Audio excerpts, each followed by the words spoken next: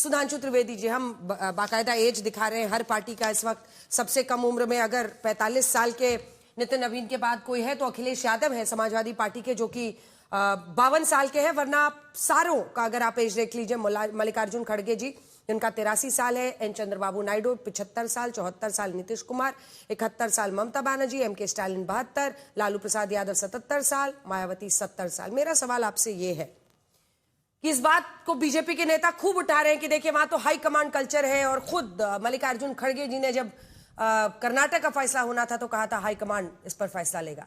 क्या आप ये दावा कर रहे हैं कि चूंकि पीएम ने कहा कि मेरे बॉस है नितिन नवीन, हाई कमांड कल्चर से एकदम अछूती है बीजेपी?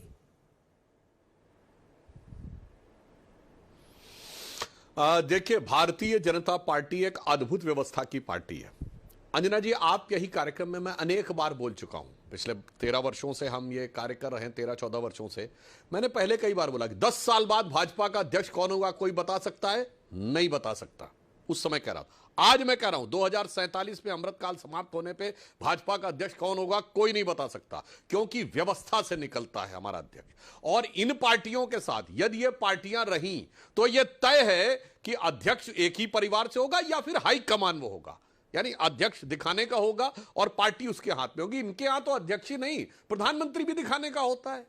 याद करिए, युवराज 40 साल के थे लगभग जब उन्होंने उठा के वो पर्ची अर्ची फाड़ दी थी अध्यादेश वगैरह, और कहा था ऐसे अध्यादेश को तो मैं कूड़ेदान में फेंकना प्रेफर करता हूं। जबकि वो अगर एक फोन भी कर दिए होते डॉक्टर मनमोहन सिंह को तो अध्यादेश विड्रॉ हो जाता। मगर वो दिखाना था कि मैं हाईकमान हूं, मैं अपनी पिता के बराबर उम्र के और कहीं अधिक अनुभवी प्रधानमंत्री से ज्यादा ताकत रखता हूं, यह दिखाना था।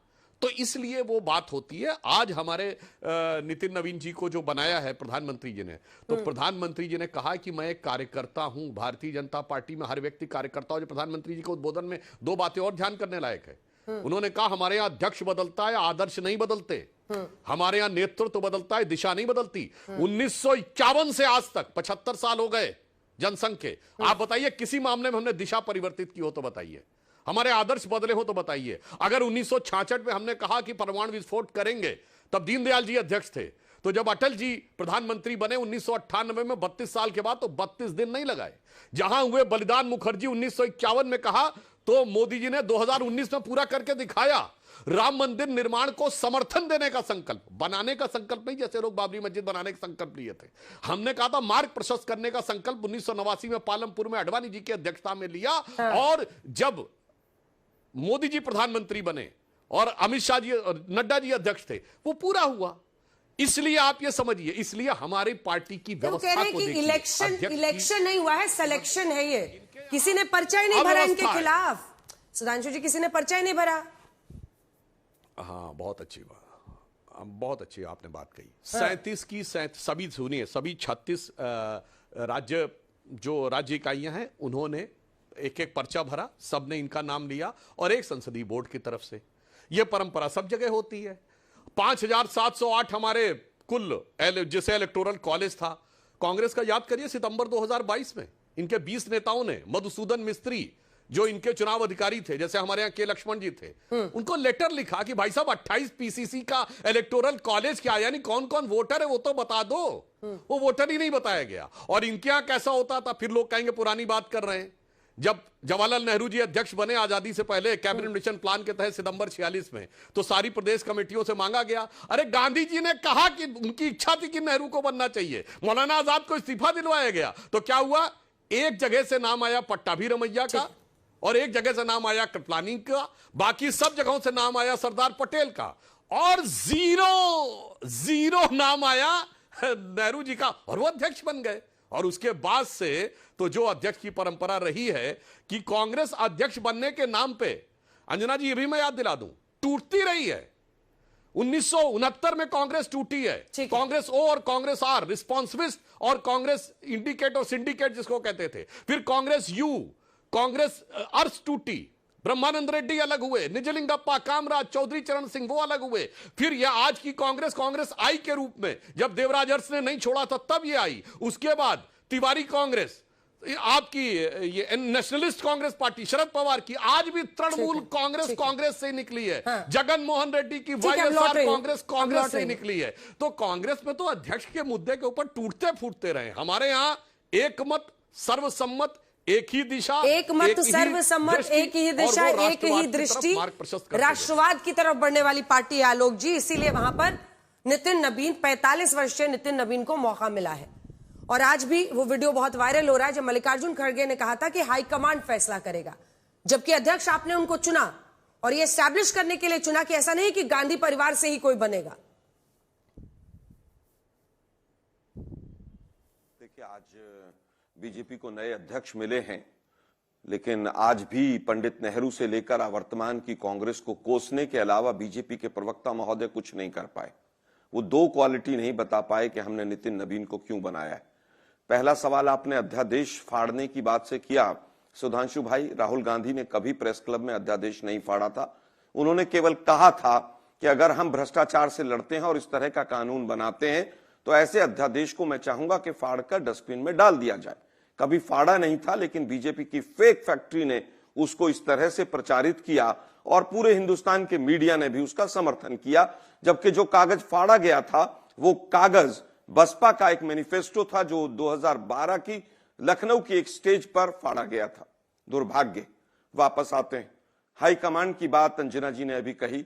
हाईकमान हमारे यहां पर होता है कि जो लेजिस्लेटिव पार्टी यानी पार्लियामेंट्री पार्टी की अध्यक्षा है सोनिया गांधी जी, उस स्टेट का कोई भी जो इंचार्ज होता है, जनरल सेक्रेटरी वो खड़गे साहब, पूर्व अध्यक्ष Rahul Gandhi ji, general secretary organisation केसी वेणुगोपाल, ये 5-6 लोग मिलकर हाईकमान बनाते हैं। हाईकमान का मतलब गांधी फैमिली होता है। ये जो भी बीजेपी के लोग सोचना चाहते हो वो स्वतंत्र हैं। वापस आते हैं, हम तो पूछना चाहते हैं कि भाई आपके यहां पर कौन सी नॉमिनेशन की लास्ट डेट थी? जिस दिन राहुल गांधी जी ने वोट चोरी के ऊपर रामलीला मैदान में रैली की और उस रैली में जिस तरह से कांग्रेस के लिए भीड़ उमड़कर आई, आनंद फानन में मीडिया की हेडलाइंस बदलने के लिए आपने एक डमी परिवारवादी जो 2 जनरेशन 3 जनरेशन से आरएसएस से आ रहा है उसको आपने अनाउंस किया। अच्छा है, चलिए कोई बात नहीं। नड्डा जी जब बने थे जब तो उनका पूरा अपमान होता ही था, किस तरह से हाथ पकड़कर अमित शाह जी पीछे फेंक देते थे। आज भी सुना है कुछ गमछा वमछा नहीं लिया मोदी जी ने। खैर, ये आपका आंतरिक मामला है, आप डमी बनाए ना बनाए। हम केवल ये चाहते हैं अगर युवा बनाया है तो वो युवाओं की बात करेगा। लेकिन मैं पिछले 1 महीने से जब से उनका लगभग अनाउंसमेंट हुआ है, मैं देख रहा हूं उनकी तरफ से युवाओं के लिए कोई एक स्टेटमेंट तक नहीं। उनका क्या विजन है क्या नहीं है देश जानना चाहता है, लेकिन नहीं, पूरी तरह से केवल जुमलों के ऊपर आप देश को चलाना चाहते हैं। राष्ट्र प्रथम, अरे भाई राष्ट्र प्रथम होता तो एक बच्चा डूबकर मर गया नोएडा में, आप 30 फुट की एक सीढ़ी तक प्रोवाइड नहीं कर पाते हैं। एसडीआरएफ और एनडीआरएफ की टीमें पहुंचने के बाद एक डूबते हुए बच्चे को नहीं बचा पाते हैं।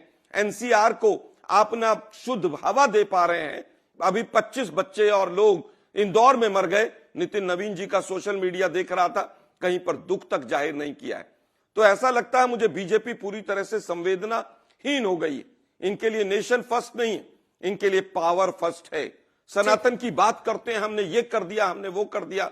शंकराचार्य जी के ऊपर लाठी चार्ज होता है।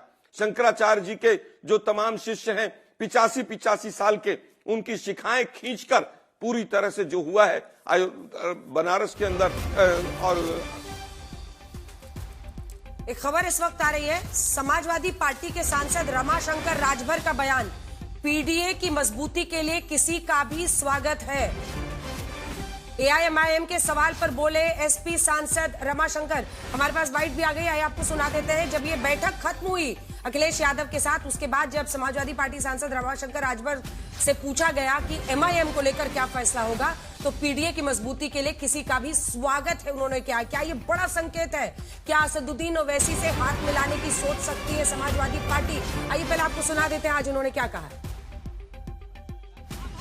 ये बता दीजिए क्या एमआईएम का नाम आया बैठक में? इतना बता दीजिए बस। आप बहुत लोकतांत्रिक हैं। मैंने कहा ना, मैंने कहा तो आप कि पीडीए की लड़ाई में जो आ गया साथ उसका स्वागत किया जाएगा। एमआईएम का भी स्वागत। भारतीय जनता पार्टी को समाजवादी पार्टी और इंडिया गठबंधन हरा रहा है। तो इसी पर एक बहुत बड़ी खबर है ये, सुनील जी आप भी समझ रहे होंगे इसके मायने। क्या वाकई अखिलेश यादव 2027 की तैयारी में असदुद्दीन अवैसी के साथ हाथ मिलाने को तैयार हो जाएंगे, जैसा रमाशंकर राजभर ने संकेत दिया है? देखिए अंजना जी, समाजवादी पार्टी लगातार संगठन पे काम कर रही है, दर SIR पर, वोट बचाने पर, बढ़ाने पर। तो स्वाभाविक है कि आज जो माननीय सांसदों को लेकर के आदरणीय राष्ट्रीय अध्यक्ष जी ने बैठक की है, तो उसका लक्ष्य सिर्फ एक ही है कि हम कैसे 27 को जीतें। क्योंकि आज की डिबेट बीजेपी के राष्ट्रीय अध्यक्ष को लेकर के है, तो स्वाभाविक है कि वो युवा हैं और बीजेपी जैसी बड़ी पार्टी के अध्यक्ष हुए हैं, तो हम लोग शुभकामनाएं देते हैं उनको। और उनके सामने चुनौतियां बहुत हैं। जिस बीजेपी के वो अध्यक्ष हुए हैं, उस बीजेपी के सामने देश के बहुत सारे सवाल हैं। सुनील जी, कन्नी काट ली आपने बीजेपी के अध्यक्ष जी पर बोलने की वजह से, आपने कन्नी काट ली।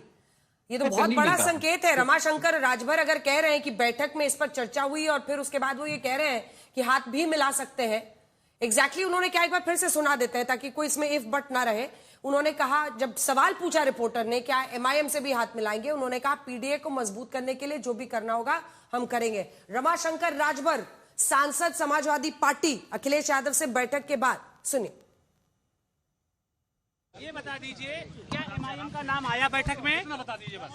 आप बहुत लोकतांत्रिक हैं। मैंने कहा ना, मैंने कहा तो आपको कि PDA की लड़ाई में जो आ गया साथ उसका स्वागत किया जाएगा। भारतीय जनता पार्टी को समाजवादी पार्टी और इंडिया गठबंधन हरा रहा है। ये बता दीजिए, क्या MIM का नाम आया बैठक में? बता दीजिए बस।